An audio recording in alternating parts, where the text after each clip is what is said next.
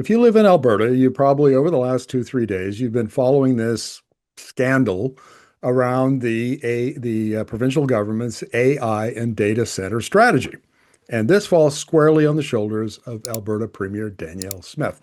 In a nutshell, the Premier came out and said that Alberta would be pursuing a huge AI and data center attraction strategy, and it would bring tens of billions, hundreds of billions of dollars of investment, and on and on and on. There was even talk about Kevin O'Leary backed data center up in Grand Prairie somewhere run by a nuclear plant. I mean, the hype behind this was next level hype. Here's the problem. The reality on the ground is much, much different. And there is a pattern emerging here. And I've said this now for a long time here about energy policy because that's what I know best in Alberta. But there's a wide gap between the public expectations that Smith creates and her government's ability to deliver on the ground. Fundamentally, folks, Alberta Premier Danielle Smith is incompetent. I've made this argument before, but this story about the data centers really just brings it home. And I would say that in terms of her energy policy, I can pick out one, maybe two positive things she's done since she became premier in 2022. For the most part, she is incompetent. Her energy minister, Brian Jean, hasn't got the backbone of a wet noodle. He's incompetent.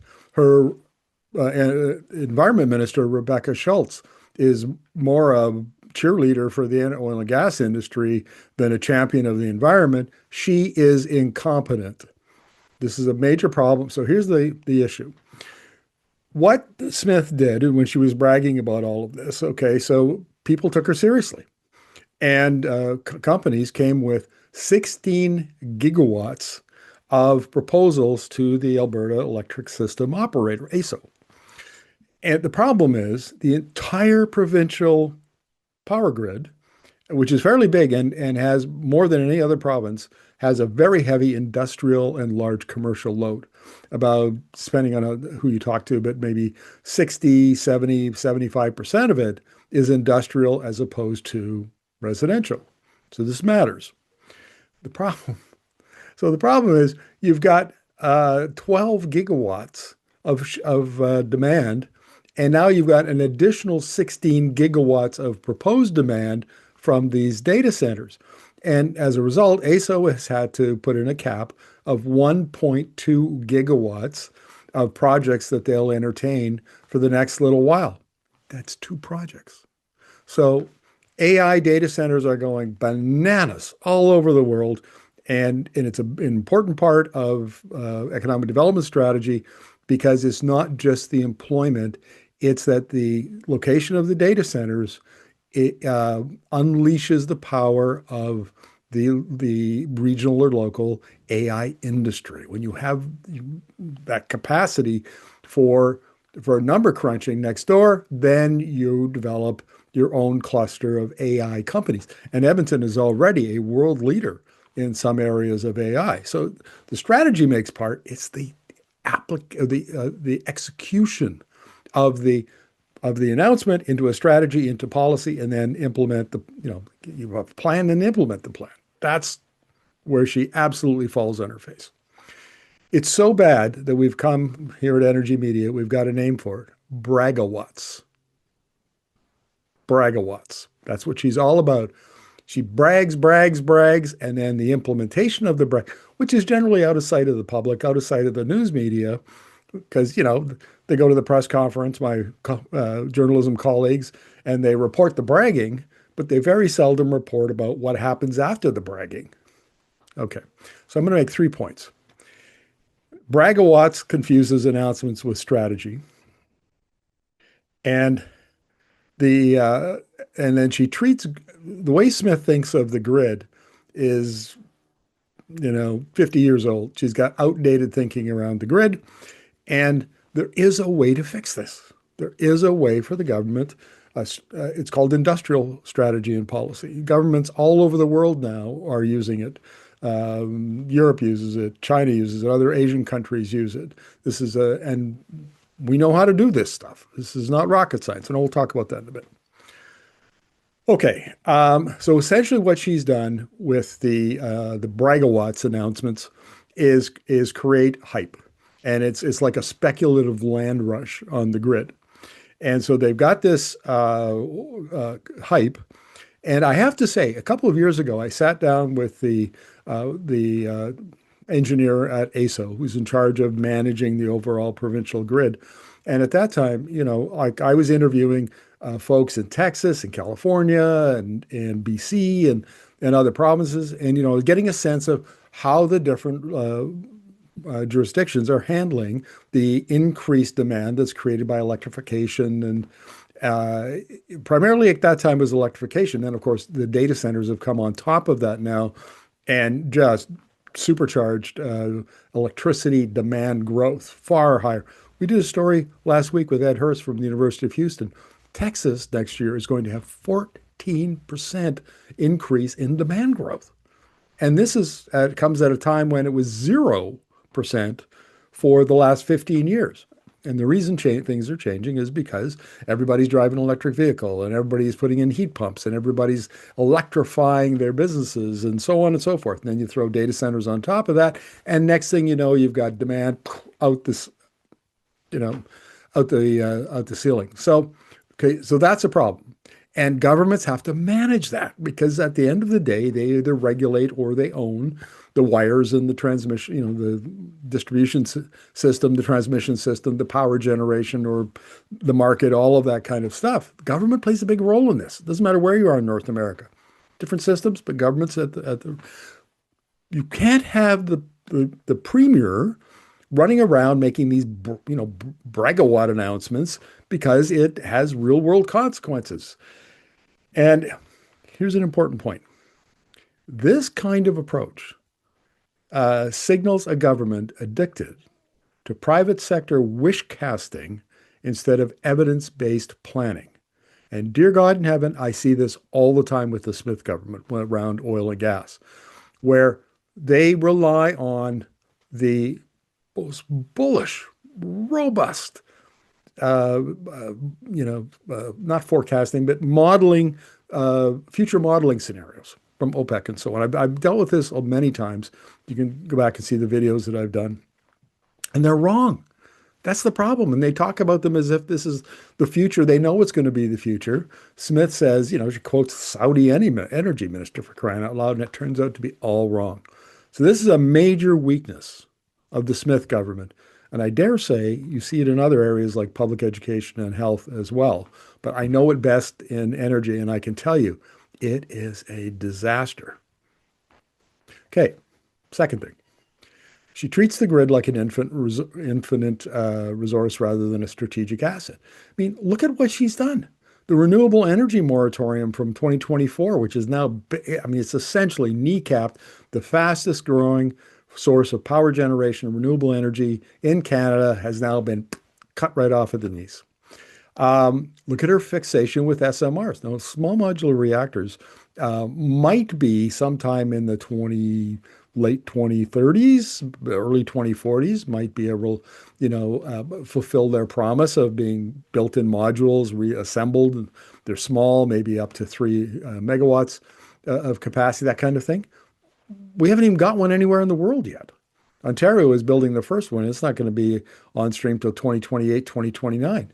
So, so putting her eggs in that basket just kicks the problem further down the road. It's not a solution, but she talks about it as if it's going to happen tomorrow. And it's not going to happen for 10, 15, 20 years. The Bragawatts mentality. And her talk about natural gas. Now, look, everybody knows Alberta produces natural gas for pennies and, very competitive, and it's a lot, and we got lots of it. I think the government released issued a release 4 months ago, I want to say, where a new discovery had bumped Alberta up to the ninth largest known gas reserves in the entire world. We got lots of gas. That's not the problem. And it is a problem from climate, but we don't talk about climate here. I want to talk about the economic and technological problems, which is that you can't get a combined cycle turbine in order to build a gas plant to 2031.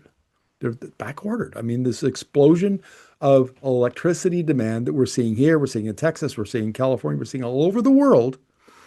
Gas is one of the ways that utilities are expanding their electricity generation to meet that demand. And that's put a tremendous strain on the manufacturers of grid equipment. I mean, it doesn't matter if you're talking about transformers, inverters. I mean, there's, lines, everything. It's all in short supply, including the parts needed to make natural gas plants. So if you're going to expand the Alberta grid and you're going to rely on gas, because, as she said many times, Alberta's a gas province, then you ought to know whether or not your strategy is based on a resource that needs a technology for which equipment is not available. This illustrates exactly what I'm talking about. Kneecaps renewable energy, which is everywhere, including Texas, by the way, is how they're going to meet the demand in the short term.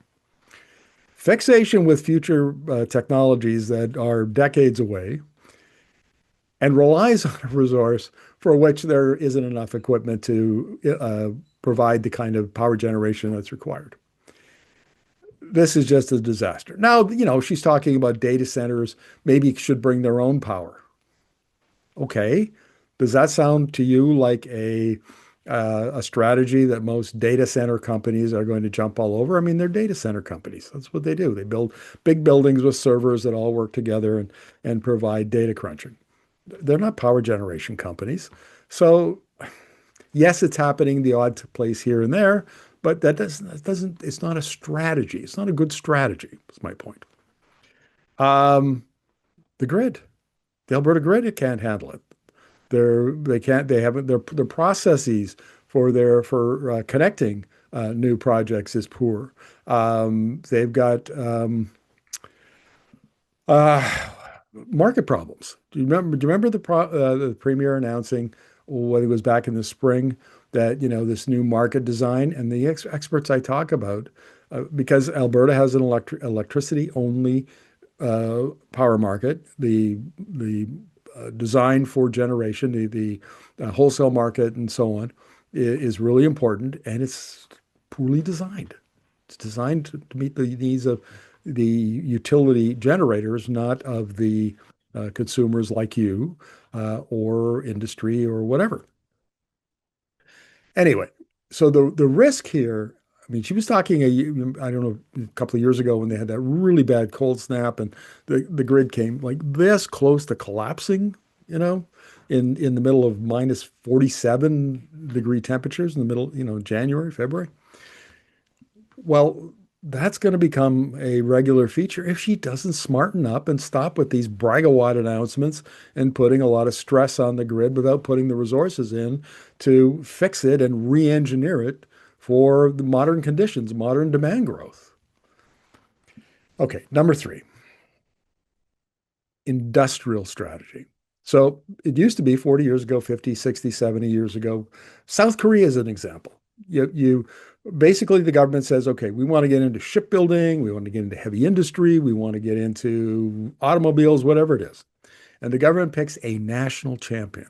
And then they support it and they give it, cheap capital, and they protect it with tariffs and on and on and on. And then you nurture this company until it can compete globally. And then you let it, you send it off into the global markets like Hyundai.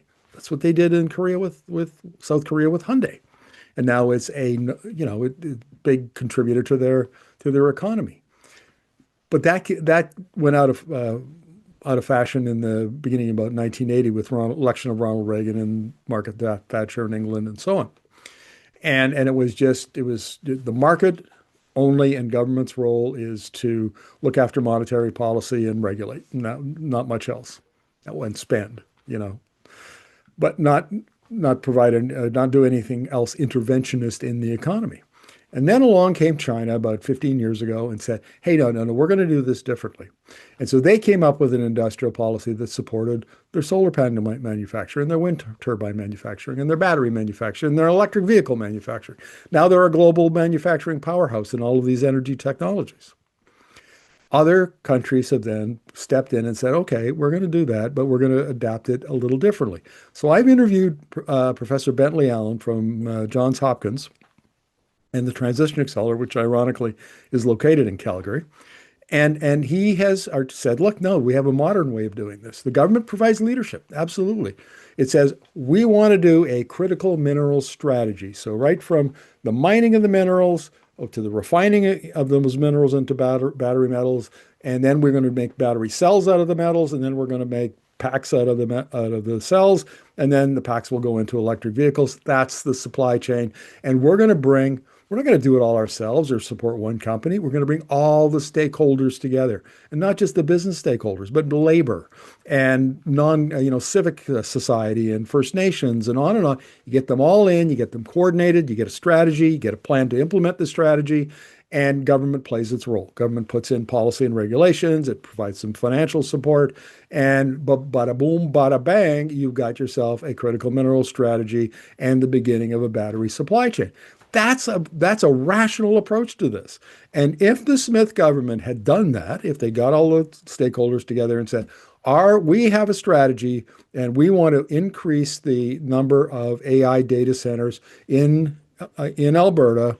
We're going to bring all that investment here. So we're going to make sure that all the supply chains are in place, and we're going to make sure that our grid can handle it. And we're going to make sure there's enough power generation feeding into the grid. And we're going to make sure they can connect and all of the technical details. And then everybody went off and did their thing, and government coordinated and showed leadership. That would have worked. That would have been successful. That has been worked very well in places like China. Very, very well. That's not what this government does. Premier Smith goes up in front of a press conference and, makes her Bragawatt's announcement. And she's so good at it. She's so good. She makes these she has this confidence, that Dunning-Kruger confidence, where, we're going to do this and this is going to happen and so on. And she makes the crazy sound perfectly normal. Why wouldn't you believe her? Well, the reason you shouldn't is because we have 3.5 years of experience now, and we know how this doesn't work. That's the problem. And that's why this is a bigger issue than just Bragawatts.